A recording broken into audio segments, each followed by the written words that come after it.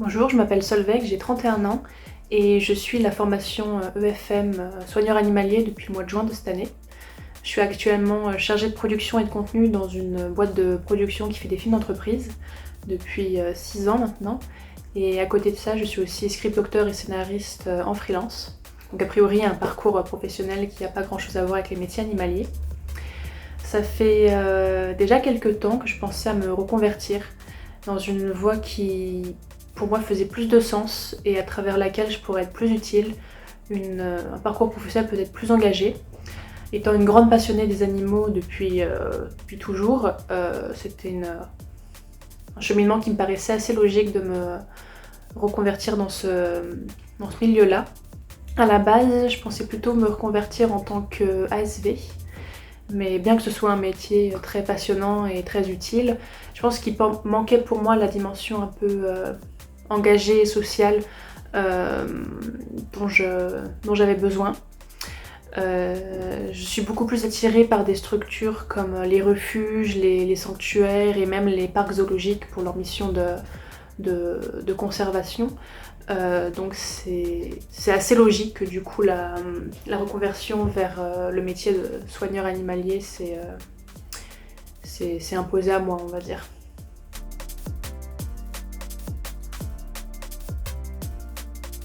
Je dirais que ce qui me plaît le plus dans ce métier, au-delà du fait d'être en contact tout constant avec les animaux, ce qui est quand même un gros kiff, c'est vraiment, comme je disais, son côté très utile et très engagé. On sent qu'on est vraiment dans du concret au quotidien et qu'on travaille vraiment activement au bien-être de l'animal, que ce soit voilà, dans un refuge, comme du coup à la SPA, ou que ce soit dans un sanctuaire, ou que ce soit même dans un parc géologique, pour tout ce qui va être voilà, la mission de conservation et de protection des espèces.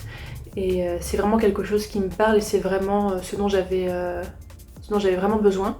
C'est aussi un métier qui est extrêmement physique et pour avoir un métier actuellement où je reste les 3/4 du temps assise sur une chaise derrière mon ordinateur, c'est vraiment quelque chose qui me manquait, le fait de toujours devoir bouger. Ce qui me plaît aussi beaucoup, c'est le côté concret et le côté on a vraiment fait quelque chose de concret chaque jour.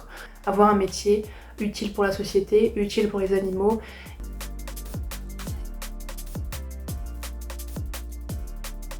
Alors j'ai commencé ma formation en juin du coup de cette année comme je disais, donc là c'était mon premier stage, je l'ai effectué à la SPA de Gennevilliers pendant 2 semaines au mois d'août, donc ça faisait déjà 6 mois que j'étais bénévole à la SPA, d'où du coup l'acquisition de cette petite polaire.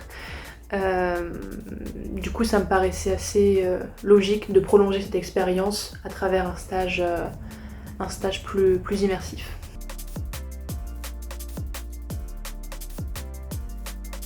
Alors il faut savoir que le refuge de Gennevilliers ne prend, sauf exception je pense, que des stagiaires en chatterie, donc qui vont s'occuper des chats. Moi j'étais déjà bénévole chat, donc j'avais quand même déjà une bonne base de formation d'acquise. Mais ce stage a permis, puisque là j'étais non-stop tous les jours pendant 2 semaines à la SPA, et non une fois par semaine, ça m'a permis de vraiment pousser les acquis de cette formation et de pouvoir aussi découvrir quelques nouveaux aspects, je reviendrai dessus un peu plus tard. Donc en gros, la journée s'organise en 2 parties. Donc il y a le matin qui est beaucoup plus sur le nettoyage, qui est une grande partie du métier, donc ça on le sait, et du nourrissage des chats. Et l'après-midi, j'étais donc aux adoptions. Donc l'après-midi aux adoptions, c'était le mercredi, jeudi, vendredi. Donc pour tout ce qui est la mission du matin et aussi la mission du lundi, du mardi, puisque la SPA est fermée, cette SPA là en tout cas est fermée en début de semaine, j'avais environ 2-3 heures pour nettoyer une quinzaine de modules. Donc les modules, ce sont tout simplement les cages dans lesquelles sont les chats. Il faut savoir qu'en moyenne, un chalet pour la chatterie comporte environ entre 10 et 15 modules selon la taille du chalet. Et les salles de soins comportent aussi environ une quinzaine de modules. Donc là j'avais 2-3 heures pour nettoyer tous les modules de tous les chats, nettoyer toute la pièce et nourrir tous les chats. Et faire leur suivi quotidien. Donc en gros moi ce que je faisais quand j'arrivais, c'est en fait tous les chats ont des petites fiches d'identité sur leur module et en même temps une fiche de suivi quotidien. Donc ça je commençais par vérifier toutes les fiches et les remplir. Donc il fallait vérifier qu'ils avaient bien mangé, il fallait vérifier qu'ils avaient bien fait leur selle et aussi quelle était un peu la nature de leur selle. Et du coup remplir la fiche tout simplement. Et du coup une fois que c'est fait pour tous les modules, là commence le nettoyage. Donc il faut vraiment suivre un process très rigoureux, donc c'est très important, en suivant bien les règles d'hygiène. Et aussi plusieurs règles à respecter dans le nettoyage de modules à la SPA. Par exemple, il faut toujours commencer par les modules du haut et aller vers les modules du bas. Très important aussi de toujours utiliser des chiffons à usage unique et de ne pas réutiliser un chiffon d'un module à l'autre pour éviter les contaminations croisées, parce que ça c'est très important. Il faut savoir qu'il y a quand même pas mal de pathologies contagieuses à la SPA et évidemment toujours bien porter des gants. Très important aussi de toujours bien mettre un séparateur dans la cage et de bien nettoyer le séparateur et de le désinfecter entre chaque module. Ça permet tout simplement de d'abord commencer à nettoyer la partie où le chat n'est pas dans le module pour pas le déranger et pour que ça soit moins intrusif, et aussi et surtout de se protéger d'éventuelles attaques, parce que malheureusement il faut savoir que beaucoup de chats très craintifs ou traumatisés peuvent développer dans les modules des comportements assez agressifs. Donc c'est très important, il y a vraiment tout un process hygiénique et sécuritaire à suivre pour nettoyer les cages. De manière concomitante, du coup, il y a aussi le nourrissage. Donc ça c'est très important de se baser sur tout ce qui va être marqué sur les fiches qui sont accrochées au module, donc du suivi vétérinaire du chat. Comme je disais, s'il a un régime particulier gastro-intestinal, hypoallergénique, urinarie, si par exemple il n'a pas encore eu son traitement, peut-être son traitement, s'il est sous traitement du coup, ne pas lui donner tout de suite de la pâtée, parce que c'est généralement dans la pâtée que les ASV ou même les agents animaliers leur donnent les traitements. Donc toujours bien se référer aux fiches et dans le moindre doute se référer soit à un agent animalier ou soit à un ASV pour pas faire de bêtises.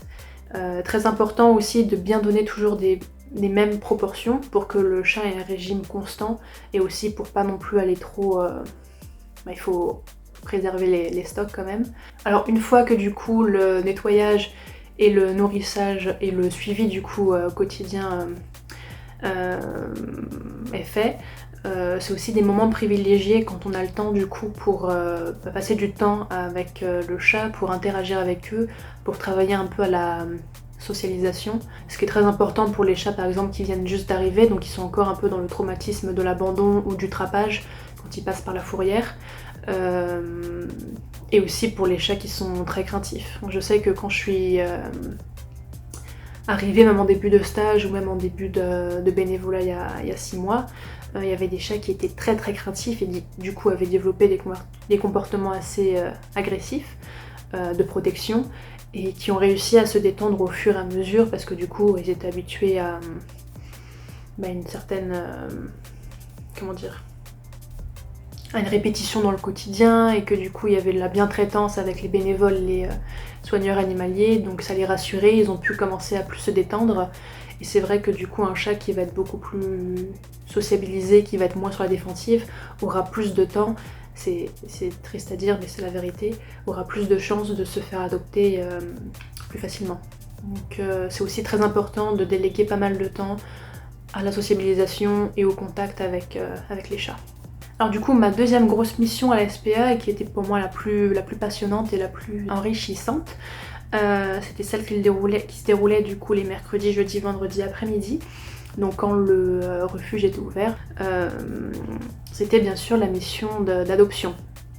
Donc ça j'avais commencé un peu à le faire en tant que bénévole, mais là j'ai vraiment pu le faire plus activement pendant mon stage et apprendre beaucoup plus j'ai envie de dire de techniques, de façon de faire, et de règles aussi, surtout parce qu'il y a quand même beaucoup de règles à l'adoption. Donc ça c'était très enrichissant.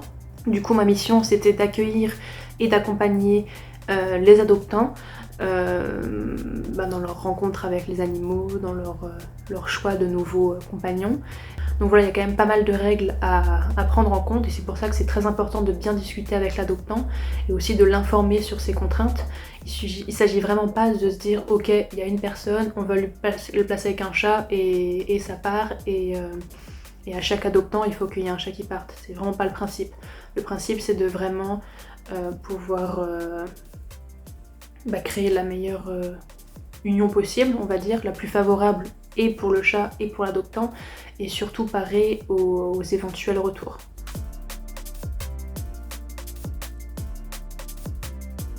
Alors j'ai pas eu de gros projets à monter pendant ces 2 semaines de stage parce que je suis arrivée quand même en plein mois d'août, donc une période assez chargée où il y avait pas mal de visites, pas mal d'abandons, donc pas mal aussi de nouveaux chats et proportionnellement pas beaucoup de bénévoles puisque évidemment c'est les vacances scolaires.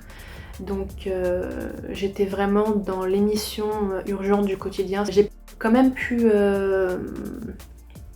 développer quelques nouvelles connaissances et savoirs, notamment avec les ASV. J'ai eu l'occasion quand j'étais en salle de soins, de faire quelques soins. Donner des médicaments respectant voilà, une posologie stricte. J'ai pu appliquer des pommades, qu'est-ce que j'ai fait encore? J'ai posé une perf, ce qui était quand même assez spécial. J'ai aussi fait des inhalations. Donc ça c'était, j'ai fait des pesées aussi de chatons avec leur mère.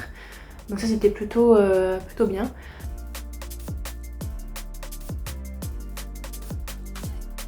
Alors je dirais que ce stage du coup a vraiment confirmé mon envie de devenir soigneuse animalière. Donc ce qui équivaudrait à l'SPA à être agent animalier du coup. Et a fortiori dans un établissement plutôt engagé, un établissement social, donc voilà, type refuge, sanctuaire. C'était vraiment très exaltant d'être vraiment voilà, dans le quotidien des animaux, de les aider et de vraiment contribuer à leur bien-être au quotidien. Donc très bon stage, très bonne expérience que je suis du coup contente de pouvoir continuer en tant que bénévole au refuge.